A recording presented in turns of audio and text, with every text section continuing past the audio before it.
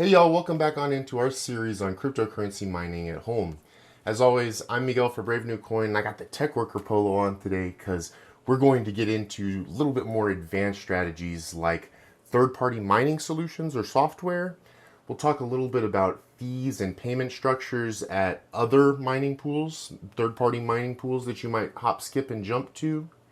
And we'll also take a look at how to get every last little bit of hash power out of your equipment using, again, some outside third-party tools. And sometimes there'll even be some first-party tools involved.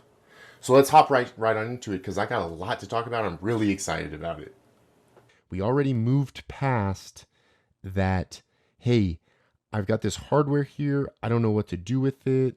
I just kind of need to make it utility, or we've got an idea of, hey, I know a coin that I'm really interested in, and I got to go out and find the hardware in order to be able to mine to it, right? And so normally that's some sort of proof of work algorithm, right? And how it's mined is either CPU or GPU, generally speaking. Now there are other cases, there are other fringe cases like we kind of took a look at, but we'll be mostly focusing on proof of work here because proof of work is the way that we are generally mining at home. And so I'll try and talk about proof of work in general, but we're going to kind of focus on Ethereum because it's easier for me to demonstrate, and I will here in a little bit. But once we've kind of, come to that conclusion, right, we just need a wallet address, and you probably already have a wallet address on the blockchain that you're interested in mining to. And if you're not, how you go about setting that up varies from chain to chain. A very simple way to do it would be to go on an exchange, right? And then you just use that wallet address, like a Coinbase, and then get that address. But I will warn you against that because that is the least secure method for your crypto, for your hard-earned electro-alchemical crypto that you just pulled out of the wall. The most secure way would be a hardware wallet. So pen and paper, that's still a hardware wallet. I think the most notorious name for hardware wallets is Trezor. The next is a custodial wallet, which is something like a MetaMask, where you yourself know the private keys and nobody else. And then way down the list are those non-custodial wallets. Do a little bit of your due diligence before you put a bunch of energy into mining to an address that, it's ephemeral and it never got there, right? So just be careful. And we can go ahead and mitigate a lot of this risk if we set up our own validation node to mine to. And again, blockchain to blockchain, it varies how you do that. But the one thing that you are going to need is you're going to need a little bit of extra disk space, generally speaking, in order to store that blockchain so that you can validate against it locally. If you don't have that disk space, or you're not really interested in doing that, you're just more interested in standing up the network, then what we turn to are these mining pools. And to get into access these pools, you're going to need some piece of third-party mining software. And we'll take a look at how to set that up here in just a second. We'll also talk about these pools. They vary from their payment structure and then also their fees too. So you do really need to do your due diligence because your profitability can vary widely from pool to pool. So the first thing we'll take a look at is actually what the mining software that we're going to be using is and where to get it. But I need a little bit of cover, so I'll be right back. So I needed a little bit of cover before I recommended any names or said any names about these things, because they activate Windows Defender and that scares people, but we'll talk about that in just a second. Full disclosure too, I use FlexPool right now. I was going to show y'all originally this F2 pools, which the reason why I showed different sources here is because using open source software can be kind of scary for the average end user, but the configuration here is not difficult. It's simple copy and paste. It's just making sure we got the right stuff. They don't give you a download over here. They kind of point you at their website, the developer's website. They give you the configuration just like they do over on FlexPool too. And as you can kind of see, you just fill out the parts that are empty. You come to the bottom of the table here, replace account name with your F2 pool mining account name set in step 2. So we're a little bit in the weeds here. It's easier to see on FlexPool, but you search by your mining address, and your mining address is actually just a wallet address. And a couple of places do it like this, where it could be like my custodial wallet, right? Or my hardware wallet. All it needs is just that address, because it's just gonna kick it back out to that address. And as long as the wallet is updated with the blockchain, it's always gonna, that's I'm mining now to myself, right? Or you could be mining to a different address, right? Wherever you're mining to. Ethermine does it this same sort of way, right? Where it's like, well, we don't really need to create an account necessarily. You just need to be aware that these things, when you download them and you try and boot them up, if you haven't created an exception, it is not going to work, right? Because if you did have these things running on your hardware, whatever it was, right? Especially if it's my home computer, right? Even if it was like IoT stuff, I would still want to know. Like something like 15% of Monero is mined via botnet. So it's one of those things that, just be cognizant of that fact, because if your miner isn't working, that's probably why. Also, if your miner isn't working and you can't figure it out and you're like, oh my gosh, I think I put all the exceptions in and I'm just going to turn it off, go look in your user's temp file.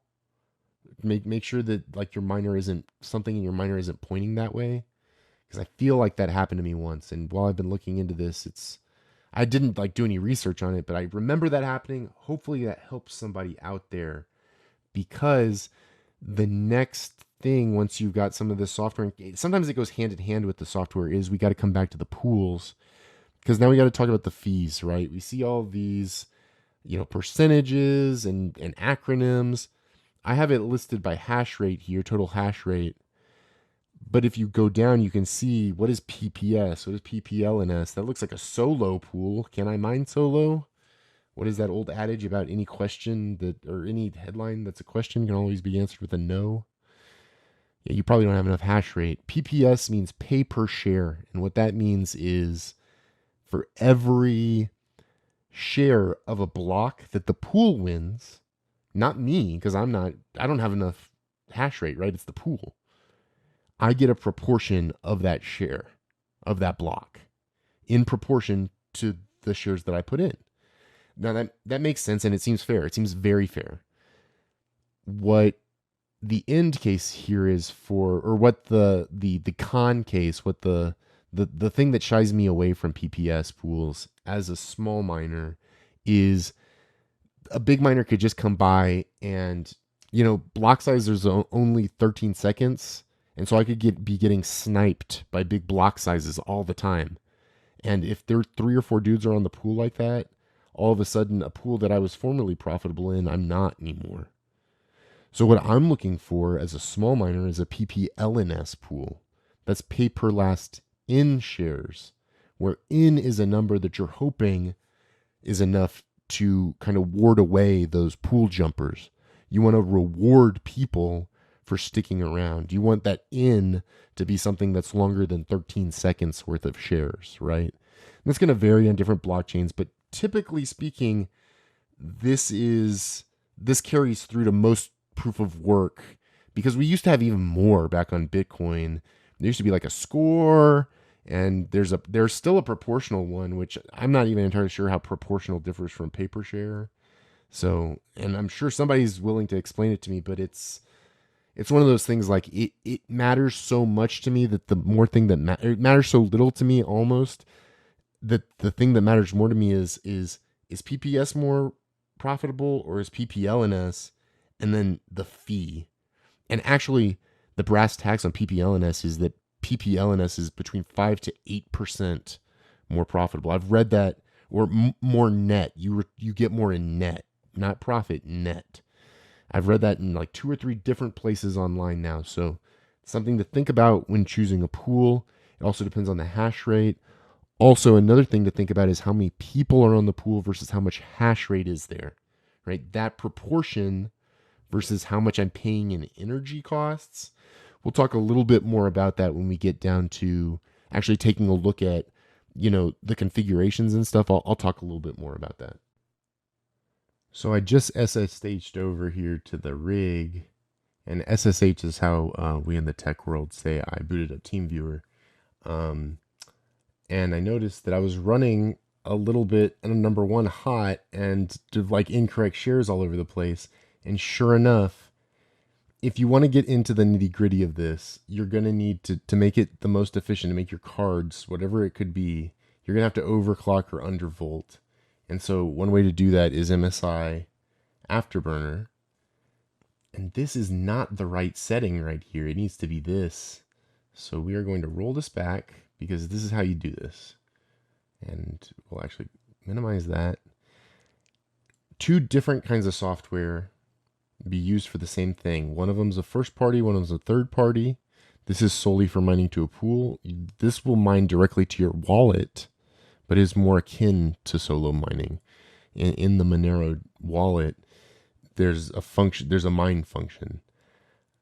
The only thing to remember here is if this is your first time booting this up, and it's not for me, is you need to go ahead and set the exclusions in Windows Defender. And I have a UI bug, actually. I just looked it up, but normally it would be right here. It would be right in here. It would be right here. And then manage exclusions would be somewhere in here, but I have a UI bug. I've done it before. So fingers crossed, when I click this, we should get to going. So as you'll see, we kind of start to running here. Across the top, you get the configuration, and it starts to automatically just kind of go. And if you kind of can read quick enough, I couldn't turn the auto scroll off for whatever reason. I think I have to reboot my computer, or reboot the computer. There you go. Once the DAG is generated, now you're free to overclock, because in my experience, generating the DAG while you're overclocked tends to lead to a lot of incorrect shares. I'm guessing it's miscalculating it. It reduces profitability. Minimize everything, and then pretty much this is it. You're done, right? The next step from this point is I need to go back to, you give it about 5 or 10 minutes. You need maybe a little bit longer depending on where the pool is, maybe even 30 minutes to an hour. I would say if you're not seeing it at 30 minutes, I'd be concerned. I would start to open up a ticket at your pool. And then if an hour, I would probably not be mining anymore. But sometimes it takes a while for them to get you on board and stuff. But you need to go over to the pool now and like verify that you are actually the jobs that you're submitting are showing up over there. So we'll go over and we'll check both of them. We'll check the XMR and we'll also check the Ethereum, the ET hash that's going right now. So I'll be right back. I gotta make sure that this actually, that might not have been the right configuration either. Oh no. So back over here on the Flex, and you can see I was running below the reported for a while there. I should have been back at midnight. Depending on how much, kind of electricity draw you're getting, this is pretty much negligible for me because of where I live and like the way electricity is priced, and I have to run a lot of AC anyway. So this is kind of a drop in the bucket. If you live in a place where the electricity is like your margins are much thinner, right? The electricity is maybe more expensive. Maybe, you got a tighter margin on your energy use, whatever your use case is. It would be important to keep an eye on something like this, because you're going to know your equipment best. Like, this might not look like a lot to somebody, but I knew that something was wrong yesterday, and I knew that I needed to make this video. I was just hoping when I got rented out, it didn't get rejected for low hash rate. It was lucky, actually it spiked. He got more than he needed. I'm getting at least 0.001 at the pool per day on a 2060, and I have all my prices on mining rig rentals set to at least that exchange rate, right? So per hour, per 24 hours, right? If they're going to rent it out, I'm going to get at least that back. And actually, I think it's like more than that. I think it's 0.0015. And I try and keep it at that because I know what I can get out of my cards. So know your equipment if you're going to get involved in this, because you have to know your own personal use case. And that could mean a lot of different things for different people. And here's the XMR. And I mine XMR because it's electrically negligible for me to do. And I was the kind of guy that used to run SETI.